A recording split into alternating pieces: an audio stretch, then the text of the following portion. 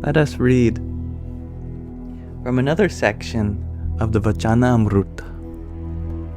This is a book gifted to me by Sky Guardian.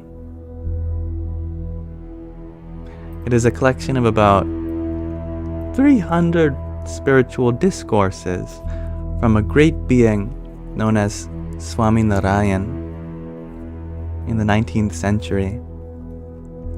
Today we are reading Gadhadā 1:21.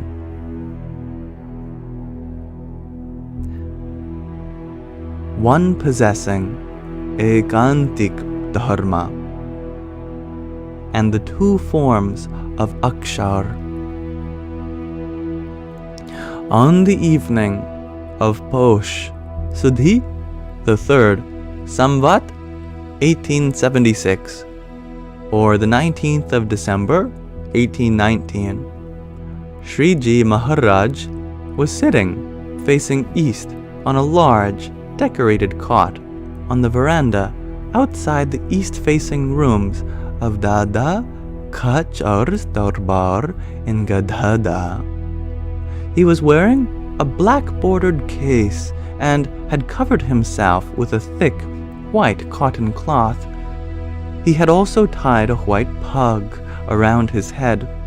At that time, some sadhus were singing devotional songs to the accompaniment of jhanj and bhakwaj. Many other sadhus, as well as satsangis from various places, had assembled before him.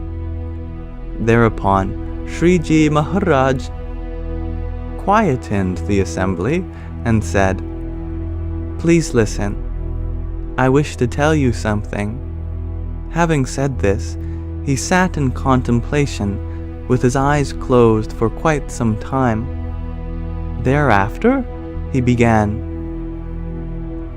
"A devotee who in their mind desires to intensely please that source of existence, God, can do so by the following means: unshakable resolve in observing the dharma, righteousness, of one's varna and ashram, intensely firm atma, self-realization, dislike for all objects except God, and bhakti, devotion, which is devoid of all desires for fruits, the results of actions, and which is accompanied with an understanding of God's glory.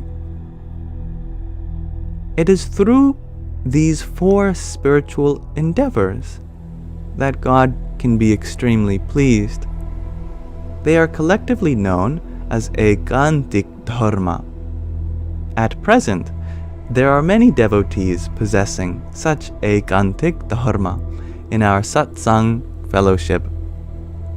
In addition, a devotee of God should contemplate on the form of God while eating, drinking, bathing, washing, walking, and sitting. In fact, during all activities, they should particularly contemplate on God and continuously behold their form when there is no mental disturbance within. However, when there is some internal disturbance due to fluctuating thoughts, they should realize their own self to be distinct from the body, the indriyas, the senses, the antakaran, the whole mind, their presiding devas, deities, and the vishais, the experiences of the senses. Only when those disturbing thoughts subside should one contemplate on the form of God. Furthermore, this body should not be believed to be one's true self, nor should one's bodily relations be regarded as one's true relations. This is because the jiva has previously taken birth in each of the 8.4 million life forms. In fact, the jiva, the individual, has taken birth in the wombs of all women in the world, all females, in fact, human, animal, etc. It has taken birth numerous times in the wombs of all the animals, dogs, cats, monkeys, and other types of life forms in the cycle of 8.4 million life forms. Moreover, of all the different types of females in the world, which has it not previously made as its partner? All have been each other's wife at some point in another. Similarly, assuming numerous female bodies, that individual soul has also made all of the different forms of males as each other's husbands. Hence, just as one does not believe the relations of those previous 8.4 million life forms to be one's true relations, and just as one does not believe the bodies of those 8.4 million life forms to be one's true body, similarly, one should not believe this present body to be one's true self, nor should one believe the relationships of this body to be one's true relationships. Why? Because just as no relationship remains with bodies from the previous 8.4 million life forms, similarly, the relationship with this body will not remain either. Therefore, having realized the body, all possessions, and all objects to be asatya, untruth, unreal, and having realized one's own self to be distinct from the body, the indriyas, the senses, and antahkaran, the mind, and while observing one's own dharma, righteousness, one should offer bhakti, devotion, to that source, God, which is devoid of all desires, for its fruits, the results of actions. Moreover, in order to increasingly understand the profound glory of that source, God, day by day, one should also constantly keep in the company of a sadhu, a spiritual person. A person who does not have this understanding, who identifies their self with the body, and who has a mundane attitude, should be thought of as any other animal. Even if they are presently in satsang, surrounded by spiritual people, yet in this satsang, even animals attain liberation by the profound grace of that source, God. What is so surprising then about humans attaining liberation? However, such a person cannot be called a true Ekāntik bhakta, devotee of God. Only one possessing the understanding previously described can be called an Ekantik bhakta.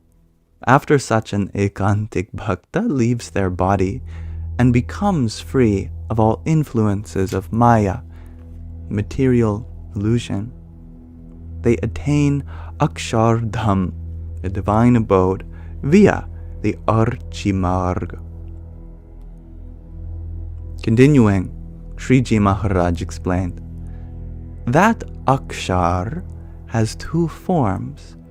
One, which is formless and pure Chaitanya, awareness, is known as Chidakash or Brahma Mahol. In its other form, that Akshar remains in the service of Purushottam Narayan. A devotee who has reached Akshardham attains qualities similar to those of Akshar, and furthermore remains in the service of that source, God. Furthermore, Sri Krishna Purushottam Narayan is forever seated in that Akshardham, divine abode. The countless millions of muktas, liberated beings, who have attained qualities similar to those of Akshar, reside in that Akshardham. And all of them behave as servants to that Purushottam. Purushottam Narayan himself is the master of them, and the Lord of the Lords of countless millions of Brahmans, of universes. Cosmic eggs is what that word means. Keeping this in mind, all of our satsangis should develop the following singular conviction. We also wish to join the ranks of the Aksharup Muktas, the divine form of liberated beings, and go to that Akshardham to forever remain in the service of that source, God. We have no desire for the temporary and vain worldly pleasures, nor do we wish to be tempted by them in any way. Keeping such a firm conviction, one should offer Ekantik Bhakti, devotion, to that source, God. Furthermore, by thoroughly understanding the profound glory of Source, one should, in this very life, eradicate one's desires for a romantic partner, wealth, and all objects other than that source. Otherwise, if desires for objects other than God do remain, then after one dies, if one encounters enticement along the path to the abode of God, one will forsake God and be lured by those enticements instead. This would prove to be a major obstruction. Therefore, one should worship that source, God, after overcoming desires for all objects.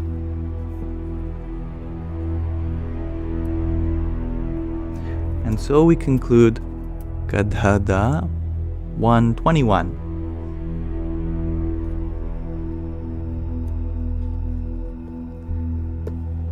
Thank you all for listening. And we may return to our regular format. I'm glad you enjoyed that. Chloe Evans.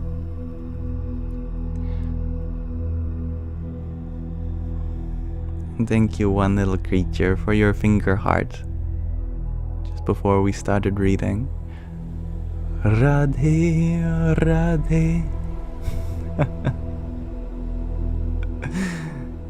And thank you, Brandon, for your 39, 26, 36, and another 24 roses, and some hand hearts. Hariom Tat Sat. And for another 105 roses. Thank you. I think you have sent enough for all of us to go home with one digital rose. So thank you, Brandon. Radhe, Radhe. And Melinda, thank you for your friendship necklace and rose.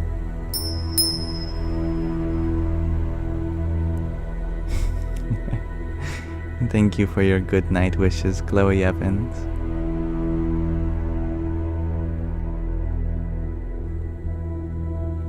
And I'm glad you loved that as well, Marlon.